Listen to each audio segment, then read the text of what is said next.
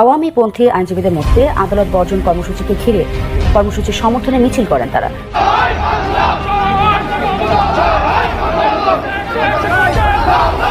আমি জামাত আমির ডক্টর শফিকুর রহমানের মৃত্যুর আশঙ্কা করি। তাকে হত্যা করা হতে পারে, তিনি নিহত হতে পারেন। গণভোটে হ্যাঁকে জয়যুক্ত করার জন্য জামায়াত ইসলামী এবং তাদের নেতৃত্বাধীন জোট পুরোপুরি উঠে পড়ে লেগেছে। মানে এই সকল আওয়াল চোদারা বাংলাদেশে কোত্থেকে আসে এই বিষয়টা আমি বুঝতে পারি না। সুতরাং বাংলাদেশের সর্বস্তরের মানুষের কাছে আমার আহ্বান যে জামায়াত ইসলামের এই সকল ভণ্ডামের মধ্যে আপনারা পা দিবেন না। জামায়াত ইসলামের আমির সাহেব একটা বক্তব্যের মধ্যে বলছিল, আল্লাহ তাআলার কসম কাইটা বলছিল যে আমরা মন্ত্রী, এমপি, প্রধানমন্ত্রী আর প্রেসিডেন্ট হওয়ার জন্য এগুলো করি না, এগুলো করি ইসলাম প্রতিষ্ঠা করার জন্য। আল্লাহর কসম, আল্লাহর কসম, আল্লাহ তাআলার জাতের কসম, আমরা কেউ প্রেসিডেন্ট, প্রধানমন্ত্রী, মন্ত্রী, এমপি বা প্রতিমন্ত্রী হওয়ার জন্য এই কাজ করছি না।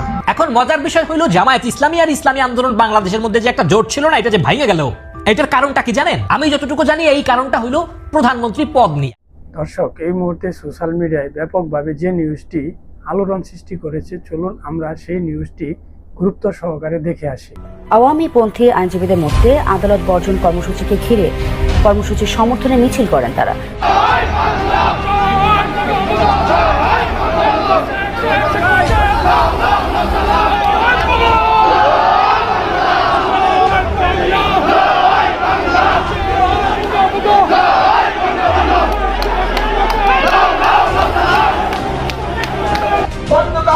আমরা যে আদালত বর্জন আইনজীবী রাজপথে নেমেছে, তাকে আসুন আমরা আইনজীবীদের বিবেককে জাগ্রত করে আমরা আদালত বর্জন সফল করি। এবার জয় বাংলা স্লোগানে উত্তাল সুপ্রিম কোর্ট আদালত প্রাঙ্গণ এলাকা।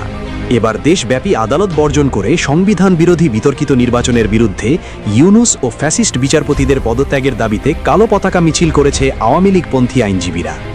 বিতর্কিত ফরমায়েশি রায়, নিরীহ আওয়ামী লীগ নেতাকর্মীদের গণহারে গ্রেফতার ও পুলিশি হেফাজতে নির্যাতন, আদালতে সরকারের হস্তক্ষেপ, পছন্দমতো বিচারপতি নিয়োগ, এতদিন এসবের প্রতিবাদ করে আসছিল আওয়ামী লীগপন্থী আইনজীবীরা। কিন্তু এবার সংবিধান বিরোধী বিতর্কিত নির্বাচনের বিরুদ্ধে দেশব্যাপী আদালত বর্জন করে কালো পতাকা মিছিল করেছে আওয়ামী লীগপন্থী আইনজীবীরা। বিক্ষুব্ধ আওয়ামী লীগপন্থী আইনজীবীরা স্লোগান দেন, ফ্যাসিবাদ বন্ধ করো, বিচার বিভাগ রক্ষা করো, সংবিধান বিরোধী অবৈধ নির্বাচন মানি না, মানব না, শেখ হাসিনা আসবে, বাংলাদেশ হাসবে। এমন স্লোগানে আদালত প্রাঙ্গণের সামনে থেকে বিশাল বিক্ষোভ মিছিল বের করে আওয়ামী লীগপন্থী আইনজীবীরা। আমি জামাত আমির ডক্টর শফিকুর রহমানের মৃত্যুর আশঙ্কা করি। তাকে হত্যা করা হতে পারে, তিনি নিহত হতে পারেন। আমি ইতিহাসের একটি ঘটনা পরম্পরা থেকে এটি আমার কাছে মনে হচ্ছে। আপনারা যদি একটু মিলিয়ে দেখেন তাহলে ইঙ্গিতটা হয়তো আপনারাও পেয়ে যেতে পারেন। কারণ ডক্টর শফিকুর রহমান তিনি অত্যন্ত বেশি দুঃসাহসিকতা দেখিয়ে ফেলেছেন।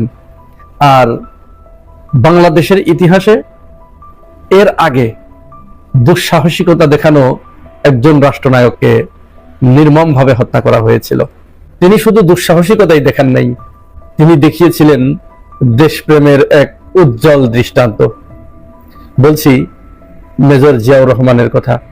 আপনারা হয়তো যারা রাজনীতি সচেতন তারা সবাই জানেন যে জিয়াউর রহমান তিনি বলেছিলেন, I make politics difficult for the politician, অর্থাৎ আমি রাজনীতিবিদদের জন্য রাজনীতিকে কঠিন করে দেব। এই কথাটি তার কাল হয়েছিল। তিনি রাজনীতিবিদদের জন্য রাজনীতি কিভাবে কঠিন করেছিলেন? তিনিই প্রথম শেখ মুজিবের যে বাকশাল ছিল সেই বাকশালের মূলোৎপাটন করে তিনি বহুদলীয় গণতন্ত্র প্রতিষ্ঠা করেছিলেন। বলা বাহুল্য, তিনি যাদের জন্য রাজনীতি সহজ করে দিয়েছিলেন, রাজনীতির পথ খুলে দিয়েছিলেন, যাদেরকে তিনি ভারত থেকে এনে বাংলাদেশের মাটিতে এনে রাজনীতি করার সুযোগ দিয়েছিলেন, তারাই জিয়াউর রহমানকে দুনিয়ার বুক থেকে সরিয়ে দিয়েছিলেন। এটি তিনি প্রতিদান পেয়েছিলেন, তার প্রতিদান এভাবেই দেয়া হয়েছিল। শুধু তাই নয়, জিয়াউর রহমান আর কি করেছিলেন? তিনি তার ক্ষমতার পুরা সময়কালে দুর্নীতি মুক্ত একটা বাংলাদেশ গড়ার জন্য আপ্রাণ চেষ্টা চালিয়েছিলেন, যেন দুর্নীতি বাংলাদেশে আর কোনোদিন মাথাচাড়া দিয়ে না উঠতে পারে। তিনি নিজে তো দুর্নীতি করেনি নাই, এর সাক্ষী আপনারা সবাই। আমরা দেখি নাই, কিন্তু আমাদের মুরব্বীদের মুখে গল্প শুনেছি যে তাকে যখন হত্যা করা হয় তখন তার বাসা থেকে একটা ভাঙা সুটকেস ছাড়া অন্য কিচ্ছু পাওয়া যায়নি, কোনো সম্পদ পাওয়া যায়নি। তিনি নিজে খাল কেটেছেন, নিজে বাংলাদেশকে পয় পরিষ্কার করেছেন, যেখানে গিয়েছেন সেখানেই তিনি জনসভার পরে মাঠ পরিষ্কার করেছেন। জনদুর্ভোগ লাঘবের জন্য তিনি হেন কোনো প্রচেষ্টা নেই যা তিনি করেন নাই। বিনিময়ে তাকে দুনিয়ার বুক থেকে সরিয়ে দিয়েছে কুচক্রীরা। ঠিক আমরা দেখতে পাচ্ছি জামাত আমির ডক্টর শফিকুর রহমান, তিনিও কিন্তু জিয়াউর রহমানের মতো সেই পথেই হাঁটছেন। শেখ হাসিনার পালিয়ে যাবার পরে বাংলাদেশের রাজনীতিতে শফিকুর রহমান একজন আইকন হয়ে উঠেছে এবং চতুর্দিক থেকে শফিকুর রহমানকে সমালোচনা করার যখন আর কেউ কোনো ইস্যু খুঁজে পাচ্ছে না, তখন তারা বাধ্য হচ্ছে তার প্রশংসা করতে। তাকে একজন জাতীয় নেতার মর্যাদা দিতে কেউ কুসুর করছে না। প্রফেসর ডক্টর ইউনূস তার প্রশংসা করেছেন, প্রেস সচিব শফিকুর রহমান তার প্রশংসা করেছেন। চতুর্দিক থেকে যখন তার প্রশংসা আসছে, তখন তো এক শ্রেণীর মানুষের এটি গাত্রদাহ হচ্ছে, তাদের জন্য রাজনীতির জায়গাটা সংকুচিত হয়ে আসছে। যারা দুর্নীতিবাজ তাদের জন্য তিনি বিরাট একটা মেসেজ দিয়েছেন 19 তারিখের সোহরাওয়ার্দী উদ্যানে। তিনি সেখানে ঘোষণা করেছেন যে তিনি যদি ক্ষমতায় যায় তার দল, তাহলে তিনি তো দুর্নীতি করবেনই না, দুর্নীতিকে তিনি করতেও দিবেন না, প্রশ্রয়ও দিবেন না, কাউকে দুর্নীতি করতে দেবেন না। তার যারা মন্ত্রী এমপি হবে তাদেরকে তিনি ট্যাক্সবিহীন কোনো গাড়ি কিনতে দিবেন না, কাউকে তিনি প্লট।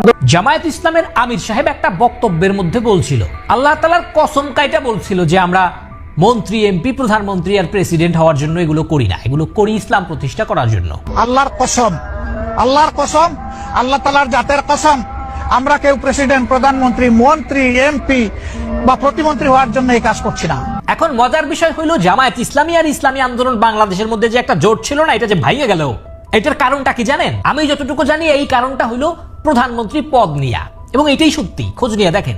এখন আমি জামায়াত ইসলামের উদ্দেশ্য করে বলতে চাই যে আপনারা তো ভাই এই প্রধানমন্ত্রী এমপি মন্ত্রী প্রেসিডেন্ট হইতে চান না, তাহলে ইসলামী আন্দোলন বাংলাদেশের প্রধানমন্ত্রী পদটা ছাইড়া দিলেই তো হয়। মাত্র একটা পদই তো চাইছে, বেশি তো আর চায় নাই। তাহলে ওইটা দিয়ে আপনারা জোটটাকে আটকায় রাখলে ভালো হইতো না ইসলামের জন্য? আগামী 12ই ফেব্রুয়ারি ইসলাম প্রতিষ্ঠা হইতো বাংলাদেশে আপনাদের মাধ্যমে। এখন আমি ছোট্ট একটা ছন্দ বলি, রাজনৈতিক কারসাজি এটা বোঝা বড় দায়, অতি চালাক যারা করে শেষমেশ গণভোটে হ্যাকে জয়যুক্ত করার জন্য জামায়াত ইসলামী এবং তাদের নেতৃত্বাধীন জোট পুরোপুরি উঠে পড়ে লেগেছে। বিষয়টা দেখে এমন মনে হচ্ছে যে জামায়াত এবং তাদের নেতৃত্বাধীন জোট পরিপূর্ণভাবে জুলাই সনদের প্রত্যেকটা অনুচ্ছেদ অক্ষরে অক্ষরে পালন করছে।